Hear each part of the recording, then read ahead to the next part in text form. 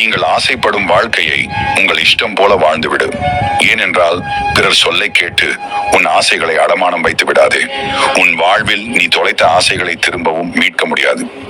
மனதுக்கு நிம்மதி கிடைக்கும் என்று உன்னுடைய கவலைகளை மற்றவர்களிடம் பகிர்ந்து கொண்டால் அதனால் உனக்கு வரும் துன்பங்கள் அதைவிட அதிகமாக இருக்கும். முடிந்தவரை உன்னை நீயே தேற்றிக்கொள். நம்முடைய வாழ்வில் நடந்து முடிந்ததை எண்ணி அழுது புலம்பிக் கொண்டிருப்பது உண்மையில் வாழ்க்கை அல்ல.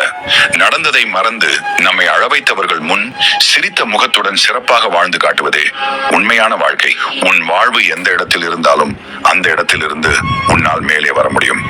இங்கு எதுவும் காலதாமதம் ஆகிவிடவில்லை. முடிந்து போனதை நினைத்து வருந்தவும் வேண்டாம்.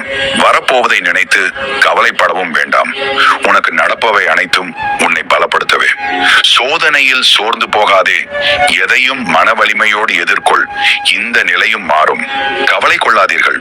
சிலரை நீ முக்கியம் என நினைக்கும் வரையில்தான் அவர்களால் உன்னை காயப்படுத்த முடியும். அதுவே சிலரை கண்டுகொள்ளாமல் இருந்து பார். உன் மனவலிகள் குறையும். சிந்தித்து செயலாற்றுங்கள். எண்ணம், பேச்சு, செயல் இவை எல்லாவற்றிலும் கணக்காக இருக்க வேண்டும். ஆசைக்காக அளவுக்கு மீறி எதிலும் ஈடுபடுதல் கூடாது. அளவுக்கு மீறினால் அளவு கடந்த துன்பத்தை நீ அனுபவிக்க வேண்டியிருக்கும்.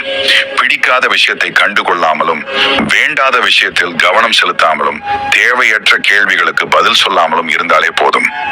நம் உடலும் உள்ளமும் ஆரோக்கியமாக இருக்கும். மனதுக்கு விரும்பவும் தெரியும், வெறுக்கவும் தெரியும். எல்லாம் அவர் நடக்கும் முறையில் உள்ளது. வற்புறுத்தி வாங்கும் எதுவும் வாழ்க்கைக்கு பொருந்தாது. விரும்பி தருவதில் பெரும் சுகம் வேறெதுவும் அதற்கு ஈடாகாது. இதுவும் கடந்து போகும். உன்னை தனிமையில் விட்டு ஒருவர் பிரிந்து செல்கிறார் என்றால் அவரை விட சிறந்த ஒருவர் உன்னை நெருங்கி வந்து கொண்டிருக்கிறார் என்பதே அர்த்தம். ஆகவே பிரிந்தவரை எண்ணி நீ வருந்த தேவையில்லை.